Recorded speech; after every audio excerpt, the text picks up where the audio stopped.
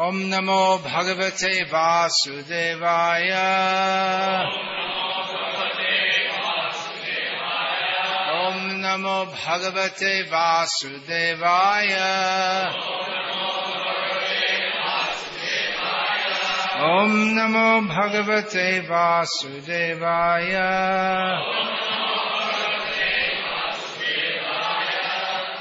Srimad Bhagavad-gita, as it is, Yatharūp, translation and commentary by His Divine Grace A.C. Bhaktivedanta Swami Prabhupada, chapter 2, text 10.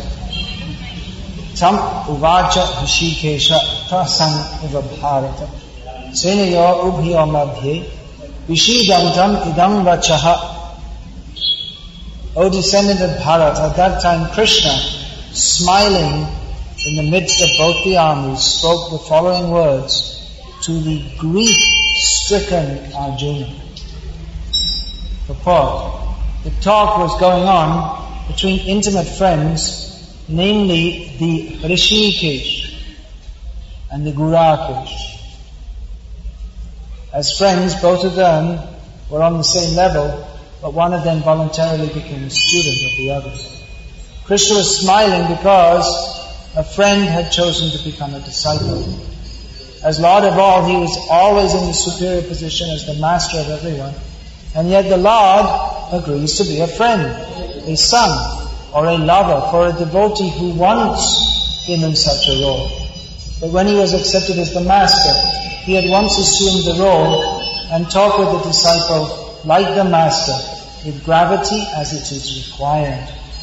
It appears that the talk between the master and the disciple was openly exchanged in the presence of both armies so that all were benefited. So the talks of Bhagavad-gita are not for any particular person, society or community, but they are for all, and friends or enemies are equally entitled to hear them. This is the last verse of Bhagavad-gita before Krishna begins to speak. His instructions. He's spoken already in Bhagavad-gita, his speaking has been recorded. But his instruction, he speaks before this, Kutastva Krishnalamidam Vishame Samupastita Anaya Jushtamastvagam Kirti Karamajana. That why are you acting like a rascal, he said to Arjuna. But now his transcendental instructions will be given, starting with differentiating the soul from the body. Prabhupada comments here that the instructions of Bhagavad-gita are meant for everyone. Generally we consider Bhagavad-gita is spoken by Krishna to Arjuna. But we know it is not restricted to Arjuna. Anyone can take advantage of this. At the end of Bhagavad-gita, after speaking what Krishna describes as his most confidential instruction, Shinome Paramam Vacham, Krishna says, I'm speaking to you several times, he says, this is my supreme instruction. And each time he goes on to a higher level. But after speaking this, at the end of it, Nandana Bhagavat Bhakti, always think to become Nandana.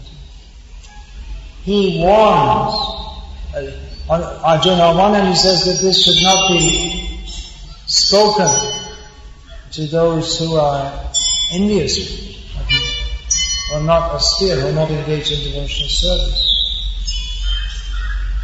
But here Prabhupada says that this should be, anyone can take advantage, anyone can hear Bhagavad-gita. So Arjuna heard, and the soldiers in the Pandava army heard, and the soldiers in the Kuru army also heard. In the Pandava army, there were saintly persons headed by the Pandavas. And there was at least one demon in the Pandava army, namely Ghatotkacha. He was actually Rakshas. Born of Bhima, but because the son takes on the mother's nature, his mother Hidimba is Rakshas. So he's actually of this sinful nature. Due to affection for Bhima, he fought. He was eventually, when he was eventually killed, by who? By Drona, was it? Karna. Using Karna's special weapon. He fell down there and Arjuna said, "Oh, this is very bad." He said, "No, it's not bad, it's good. If Karna hadn't killed him, I would have to kill him myself." He said to Bhima. And on the Kuru side, it was headed by Duryodhana, but there were some respectable and saintly people there also as well. Particularly why Arjuna didn't want to fight. Guruna Hadvari Mahanava Swayam Bhutan Vikshamapihalode. It's better to beg in this world and live than to kill gurus like Bhishma and Drona. Shaulya was also well-wisher, uncle, guru figure. He was tricked into joining Duryodhana's party. He actually came to join the Pandavas, but by trickery, he joined the other party. Ashwatthama, even though of evil disposition, was like a guru, and he was the same age as the Pandavas, but he was of evil. He was considered a guru because of being born as a Brahmin. Guru Putra, Atma Vai Putra. One is born again as one's own son. So there were Kripacharya, who was also a guru. He was in the opposing party. So all had the opportunity to hear, both friends and enemies. But at the end of Gita, Krishna says, Idam Trainata Paskaya. This is not for everyone. So what does this mean? This means anyone can hear Bhagavad-gita, but not everyone will hear the same thing. Not everyone will understand it in the same way. There's a saying by the English mystic poet William Blake, who you probably, apart from Bhakti-Ravan, probably none of you have heard of, and myself. Anyway, he said that we both read the Bible day and night, but where you see black, I see white. Reading the same thing, but understanding something different.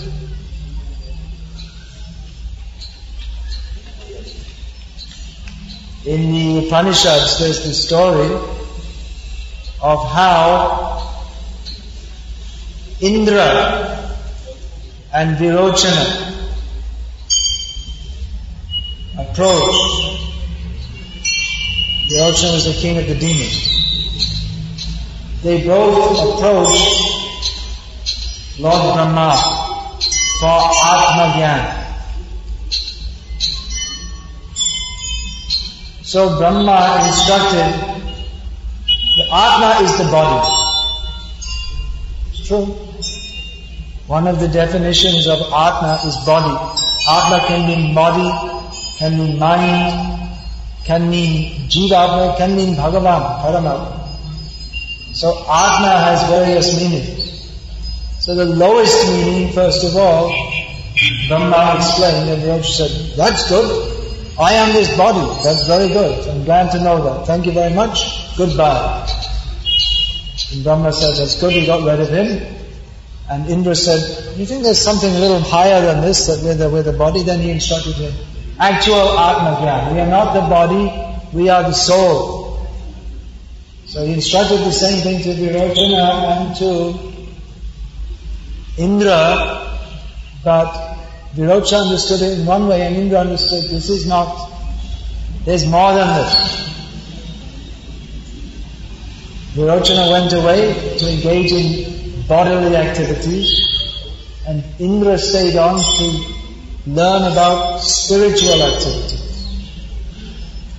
So we see this Bhagavad-gita is very widely distributed. Yet Krishna says in Bhagavad-gita, Raja Vidya, Raja Guhyam. This is the king of all knowledge. It is the most secret of all secrets. What secret? You can get Bhagavad-gita anywhere. They're all over the world. There are so many different editions. How many editions has Gita Press put out? Lakhs and so many. Now, previously they just did in Hindi, and then in English, and now they have in Tamil, Telugu, Oriya, Kannada probably also, isn't it? Gita Press. They're doing Kannada editions. They're doing in all the major languages of India. So how many languages they've put out? Bhagavad-gita. But how many people understand Bhagavad-gita yatharu as it is? How many people understand? Simply by reading, even if you read the translation put out by Gita Press or anyone else, you won't understand. Arjuna understood. But most people just, if you just get the verses of Bhagavad-gita, we won't understand. Even if the translation is a faithful one, we won't understand. Arjuna he was a fit person to understand. Why did Krishna speak Bhagavad-gita to Arjuna? You would have thought he would have spoken it to Yudhishthira, isn't it? Because among the Pandavas, Yudhishthira was more philosophically inclined, it seemed, than Arjuna. Arjuna was more an action man. Not unphilosophical, but more active. He was more get out and do things. And Yudhishthira was the thoughtful one. He was always considering, is this right? He's known as Dharma. He was the son of Dharma. Dharma. Or Vyasadeva was present in the world at that time. He still is, but at that time he was showing himself more than he does nowadays. Now he's up at Bhagavad Ashram somewhere, but you don't see him. He's still there. He's Chiranjeevi. Ashwatthama, he's also. So Vyasadeva was there. Why Krishna didn't speak to Vyasadeva? Why he spoke to Arjuna? Bhaktosi me sakhacheti rahasyam hirkarita. You are my devotee and my friend, therefore you can understand. What he spoke to Arjuna, that was relevant for the people of the world. You may say, well, why didn't Krishna speak to the gopis? Or the Vrajvasis? Well, he did. Krishna did through Uddhava. He spoke knowledge of yoga, distinguishing between matter and spirit. For the Vrajvasis, that was superfluous for them, because they were already fully on the platform. Bhakti. Arjuna also, but Arjuna was for Krishna, on Krishna's behalf, setting the example of Swakarmanathamabhyacha siddhim vindati manava. How to remain in one's occupational position and serve Krishna. So Arjuna was he was in one sense like us, like an ordinary person, who is perplexed what to do, what not to do. We are all in this situation. What should we do in this world? What is the purpose of life? What's it all about? Just like it says on the poster out there. Come to the Bhagavad-gita lecture and get all your questions answered. Kondamega Kropata. They think you answer all the questions and you become a Kropata. But rather we answer all the questions and become a servant of Krishna. That's the mistake. The materialistic people think we'll learn everything and then we shall control. You get a degree in Manipal and then you get so-called good job. Getting a good job means you're controlled by someone else. So this, all questions answered. Yes, when you come, all your questions will be answered. How was that? Yomāneva samruho janāti puruṣottamam sasāravim bhajati māṁ sarvabhāvena bhāvena. Krishna says, one who understands me as the Supreme Personality of Godhead, if we just understand this, then we know everything. You know everything? That means I should, you just read Bhagavad-gita, and then you come in without studying, you sit down and go in the medical examination and you pass. No, not like that. It means you know everything, means everything is seen in perspective. You understand? Who is Krishna? Who am I? What is our relation? Everything is in perspective. This is what is described in Bhagavad-gita. This is being spoken through Arjuna. Arjuna is the right person to understand this. Others may hear Bhagavad-gita, but mostly they misunderstand, misinterpret. They don't get the same result.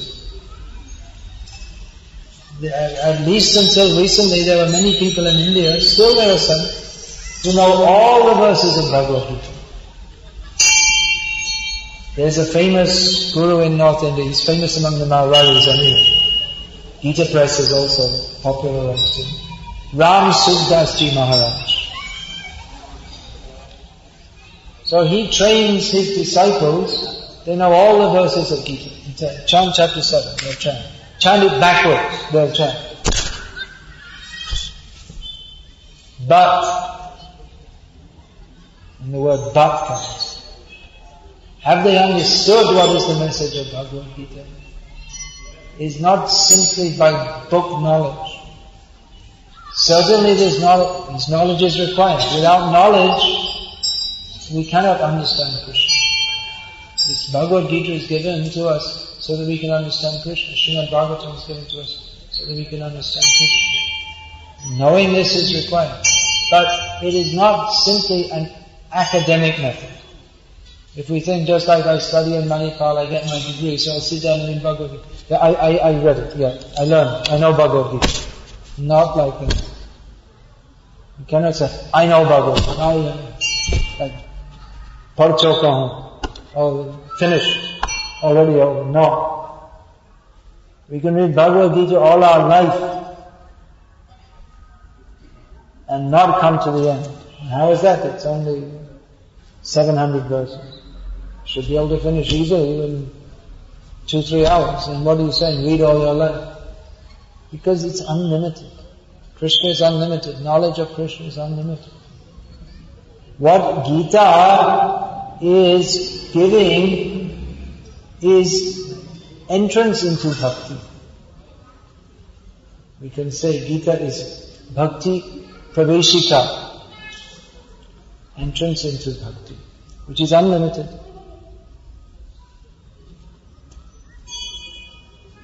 So who will understand Bhagavad-gita? One has to understand Bhagavad-gita as it is. If we don't understand as it is, that means we understand it as it isn't.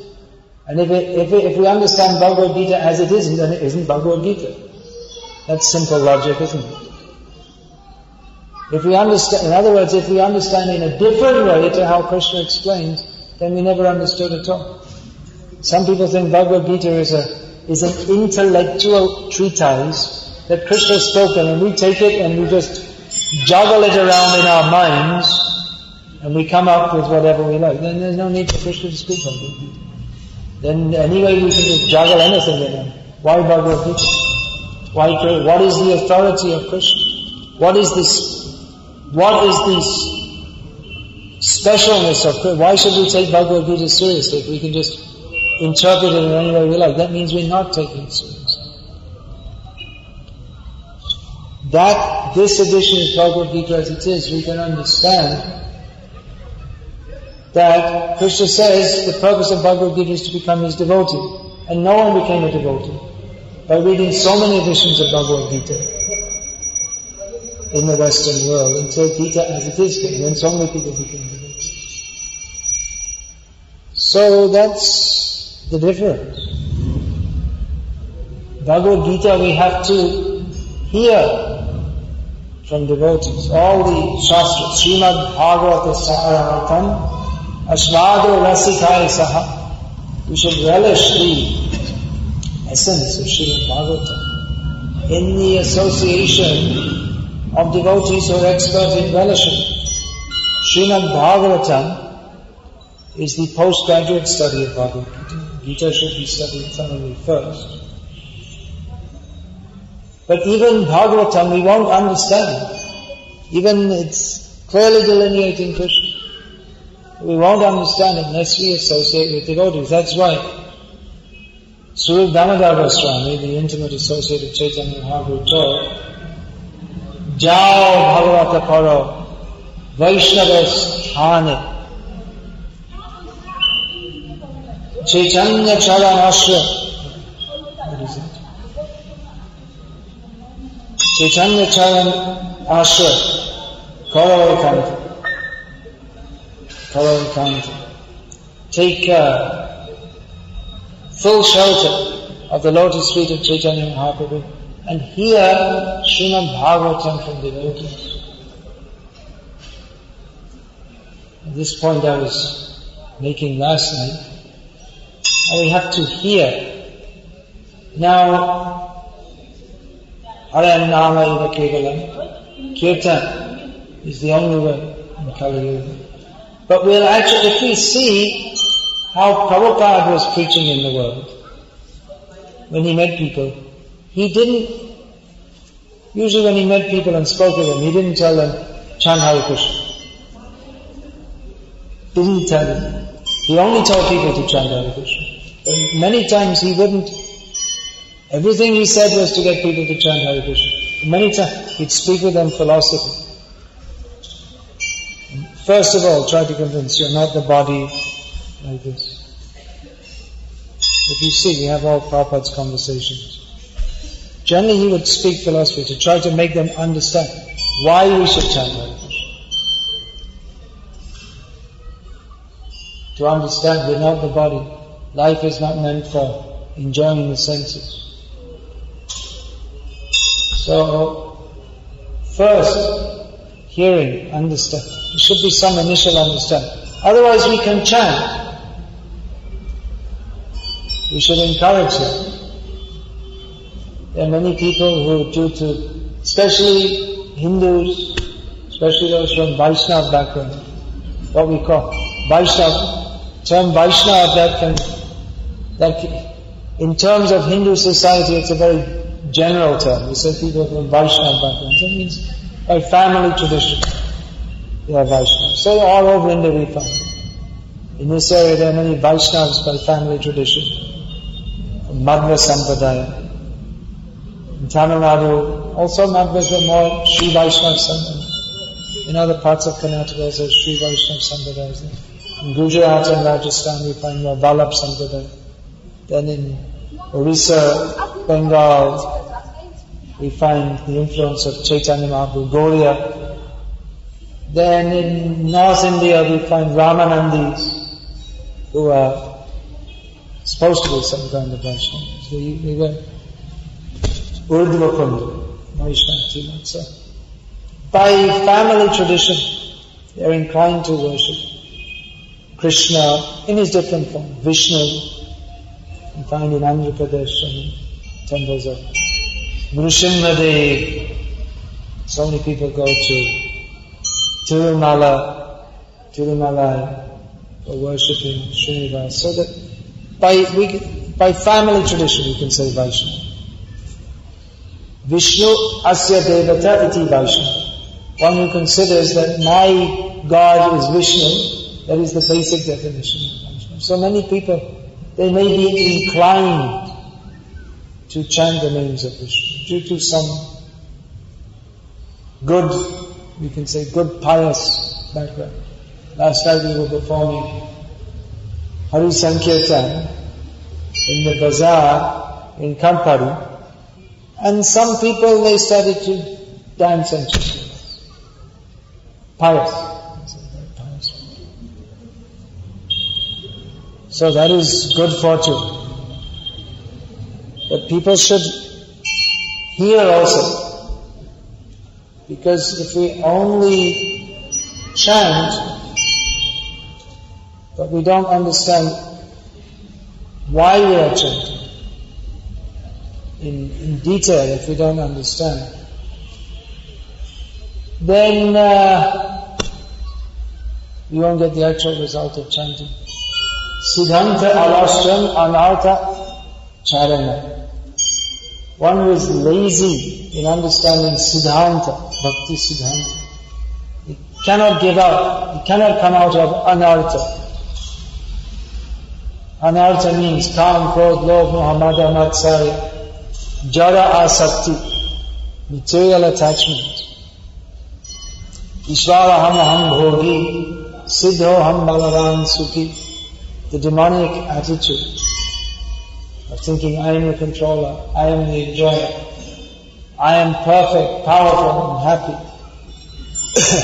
Dambho, darpo, vinanascha, krodha, parushamevacha, ajnana, chabhijatacha, partha sampadam asura. One may have the pious tendency to chant the Lord's names, yet still also be infected by the impious tendency to be arrogant, proud, conceited, egoistic, and in this way continue in illusion. Therefore one has to hear, study Shastra, and associate with and hear from devotees so that we can understand Bhagavad-gita as it is. Otherwise, there are many people promoting Bhagavad-gita. It's quite popular. There are, for children in the schools, they have Bhagavad-gita shloka recitation competitions organized by one certain mission, some kind of Ananda mission. There's so many Anandas. So people think this is something very good, but it's good to learn Gita shlokas. But if we can really understand one shloka as it is, that will make our life perfect. But to understand one shloka perfectly, we'll have to understand everything. What is the meaning? What does it mean to be a pure devotee of Krishna?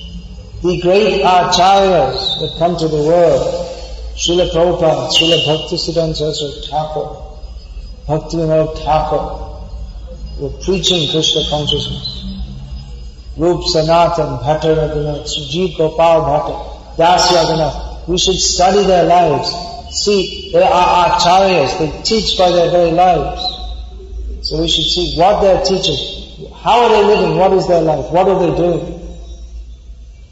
Krishna Kirtana, Gana, Nartana, Paro. They're always engaged in Krishna Kirtana and dancing. They were completely detached from material happiness. Tattva Turnama Shesha Mandalapati Shrenim Sada Tuchada. Even though they all came from very high class aristocratic families, they gave it all up as insignificant. Bhutva Dina Ganesha Karunaya Kopina Kantashita. And to benefit the whole world, the people who are fallen in Maya, thinking that this aristocratic society is very meaningful. They gave it all up as insignificant and accepted Kopin and Kanta. Kopin, Langota, loincloth. And Kanta, in the villages they probably say, in the towns they don't. You know this Kanta? It means this kind of blanket made from old cloth. All the torn cloth, you put it all together and sew it up and like that. It's for poor people. So these were their possessions. Kopin Kanta. That's all. They accepted that. For the sake of teaching others, we should see their lives, how they are living, how they sacrifice for Krishna. They're very serious. This means very serious about Krishna consciousness. How they're very serious to help others. We should study the lives of the Acharyas. They did not come to teach us mixed bhakti. They did not come to teach us live very happily in this world and chant Hare Krishna. They didn't come to teach. We might say that in the beginning. Live happily and chant Hare Krishna. But rather we should tell others that there is no happiness in this material world. What we conceive of as happiness is the trap to keep us in repeated birth and death. Just like the fish is swimming in the water and sees, oh, there's a nice worm in the water, let me eat that, and goes and goes, and he's caught on the hook. Or the deer is in the forest and hears very sweet flute music, and comes, oh, that's so nice, and comes closer and closer, and he comes so close, and then the person playing the flute puts it down, picks up the bow and arrow and shoots. As described in Srimad Bhagavatam, how the different senses that catch us, hearing, tasting, smelling. The bee goes to the lotus flower and is enjoying this nectar. And then the sun sets and closes up and is caught inside. Finished. So in this way, Maya is pulling us. Maya looks very nice, but the result is just the opposite. So we should tell, there's no happiness in this material. There is happiness.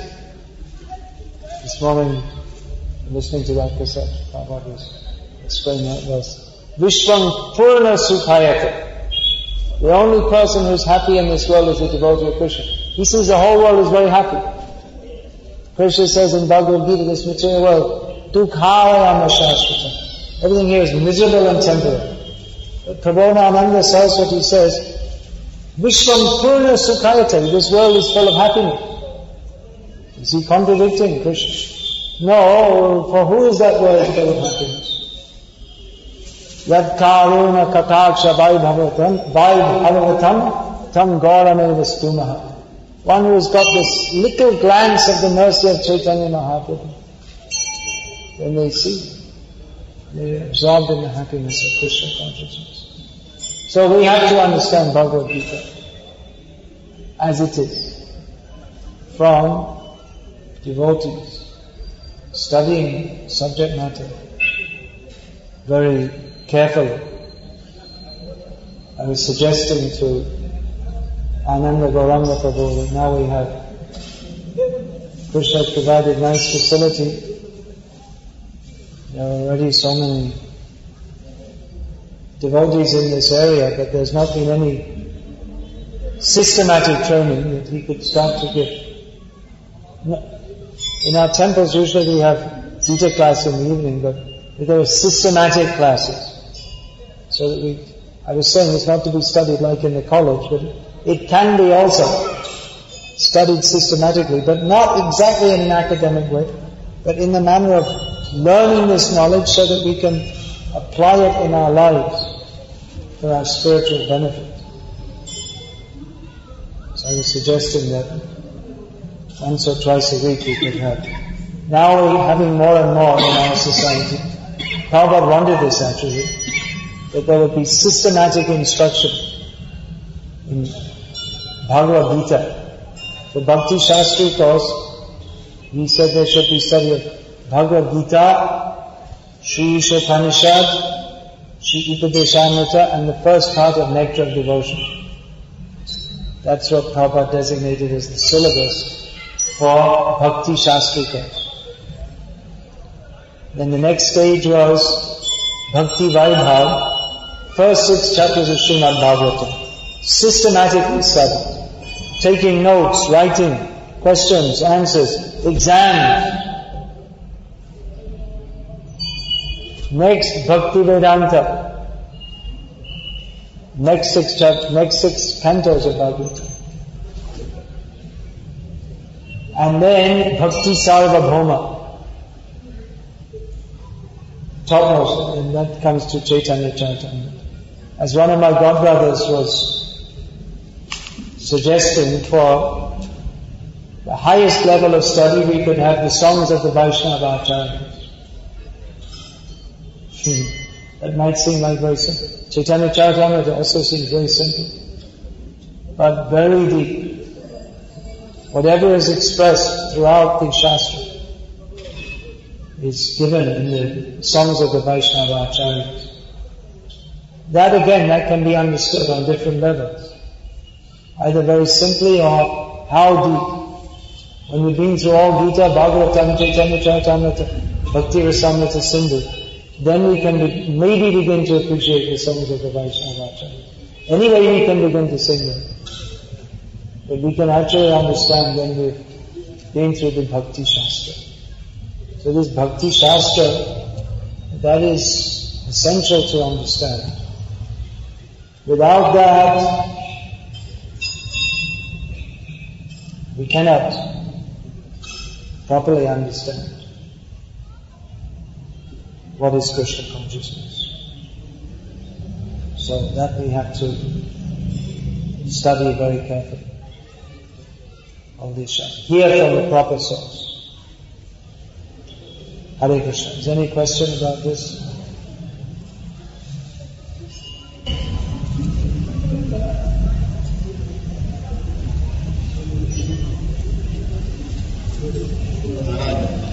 Prabhupada has given a meeting. If we read Prabhupada's commentary on Bhagavad-gita, we can understand.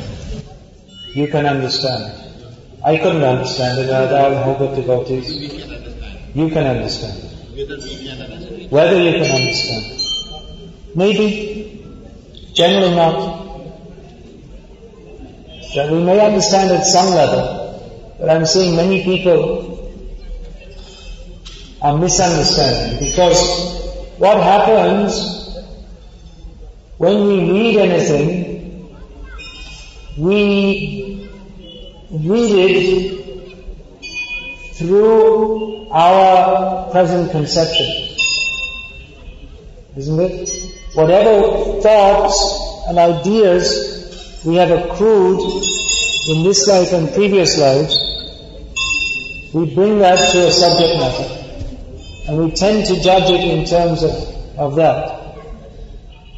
And according to our different biases, just like we may read in the newspaper, India defeats Pakistan in cricket. And the Indians will think very good, and the Pakistanis will think very bad. It's the same news, but according to our bias, we will think it's good or bad.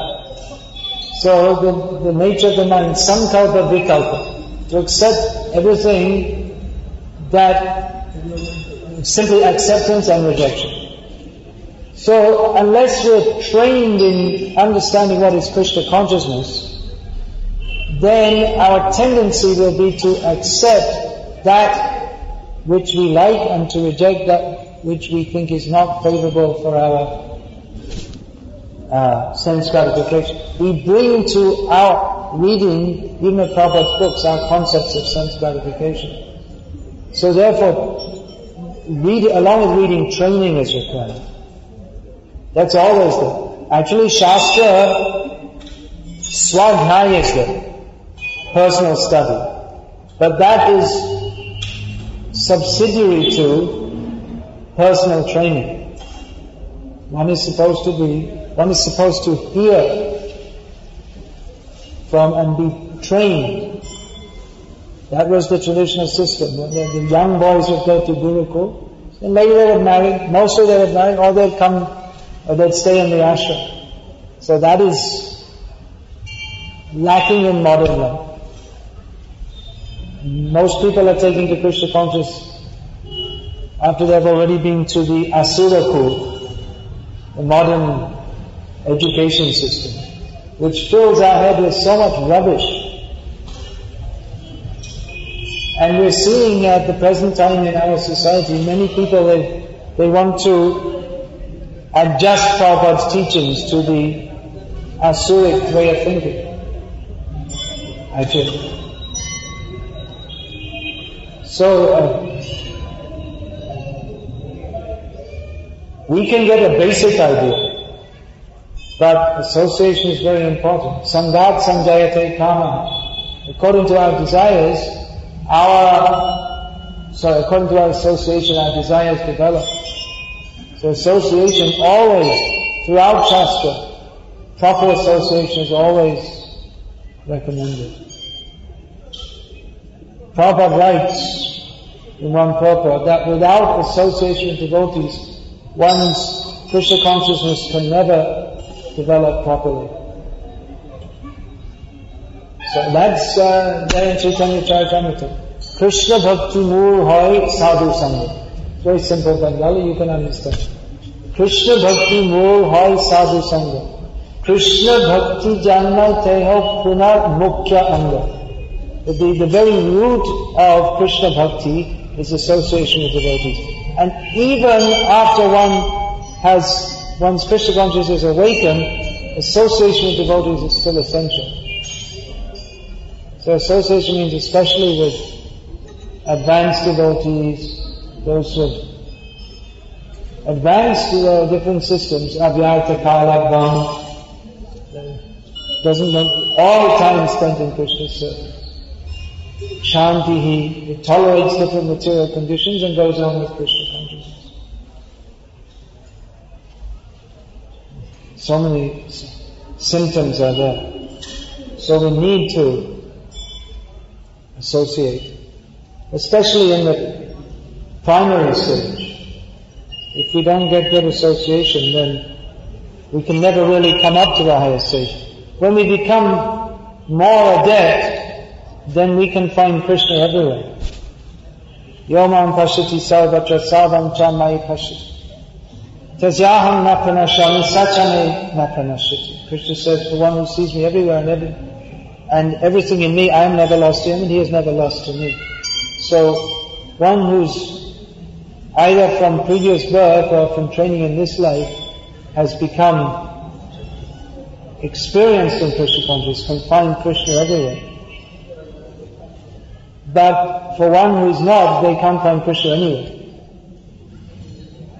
So Shastra and association of devotees helps us to find Krishna, to begin to locate, to understand, yes, here is Krishna, here is Krishna, here is Krishna. Prabhupada said he saw, when the bombs were dropping on Calcutta in the Second World War, Prabhupada said, I saw this is Krishna. Everyone thought this is something horrible. Prabhupada said, this is Krishna in another form. Everywhere he saw Krishna. His business was spoiled. His servant stole all the money. He got a telegram. Prabhupada said, this is Krishna. Krishna's will. So if we can develop that, when we become more advanced, then we can see Krishna everywhere. That example Prabhupada gave, we have to learn to fly our own plane. In the beginning one is trained, when flying a plane, one is trained. But at some point you have to go and fly the plane yourself. So if we're trained properly, we'll fly back to Godhead. If not, we'll crash. Indian Air Force style.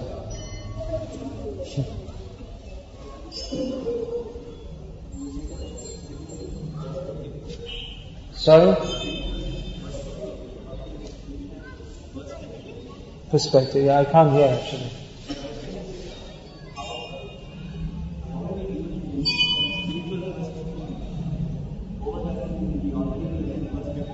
Yes, exactly. How do we deal with spiritual perspective which overlaps with the material perspective? This is the whole point. Thank you for asking that. That means confusion. We're not clear what is what. That's why we need the training to differentiate. First of all, to differentiate between what is spirit and what is matter. What is pleasing to Krishna and what is not pleasing to Krishna. Krishna consciousness means to act in a way that is pleasing to Krishna. And material consciousness means to act in a way that I think is pleasing for me, but it's not actually pleasing for me. It's actually the cause of my bondage in material life. So this discrimination we have to develop. That's why this training is needed. That's why even one may be apparently in Krishna consciousness, but not. As Prabhupada writes in the purport to this Asharadhana Purusha verse, but there are many persons who assume themselves to be in Krishna consciousness, but actually are not. So you might think that, just like I was saying, Vaishnava family, you might think, well, I'm chanting Hare Krishna, I'm Krishna conscious, I'm born in a Madhva family. So you might assume that what is Krishna conscious is not judged by us, it's judged by Krishna. So we have to learn what Krishna wants. And that we have to learn from his devotees. That's why again, proper association is required. Now Prabhupada has kindly extended his association to us through his books. But that also we need some help to understand. I mean, I don't know, this Bhagavad-gita is not so easy. We say it's the preliminary study. It's not so easy to understand. Even Krishna himself says it's not easy to understand. What is that? Karmamohyapi bodhavyam. How does that go? Gahana karmanogatihi. Karmamohyapi bodhavyam, bodhavyam chavikarmanah. Karmanoscha bodhavyam. Gahana karmanogati. Krishna says the intricacies of action, inaction, and wrong action even learned persons are bewildered in understanding this. So it's not such easy thing. We need it explained to us. Even Krishna just goes very briefly through very deep questions of Arjuna. King Tad Brahma Kim Adhyatma. What is Brahma? What is Adhyatma? And Krishna just very quickly answers. Very deep subject. So we need some help in going through this, then we can gradually understand. What is required is a change of consciousness from what I like to do to what Krishna wants me to do. And not only what we do, but with the attitude with which we do it. Just like Garuda was fighting. When he was fighting with the Pandavas, Krishna, he's killed. Good. He's a demon. Good, he died. If he hadn't died, he would have remained alive, he would have caused so much trouble in the world. Bhishma is fighting against Krishna. He's considered a great devotee, Mahajana. So, it's not just the activity, but it's the attitude. Advancement in Krishna consciousness depends on the attitude of the performer. Essential words in Prabhupada's preface to Upadeshamrita. Patram pushpam phalam tayame bhaktya ekharachit. One who offers with bhakti, Krishna will accept. So we should learn what are the proper procedures and with what attitude to do them. Procedures, just like I have this book, Beginner's Guide to Krishna Consciousness. So there I've summarized the basic procedures, what to do. But what the actual attitude should be doing in it, that we have to imbibe by association with devotees.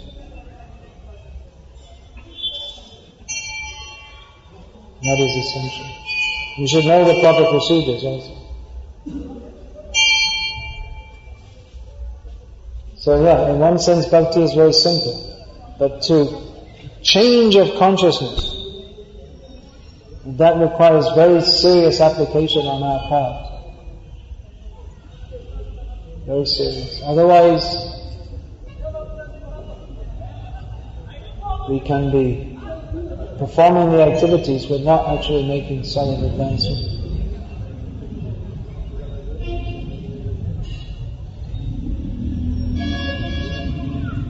So Prabhupada gave these books.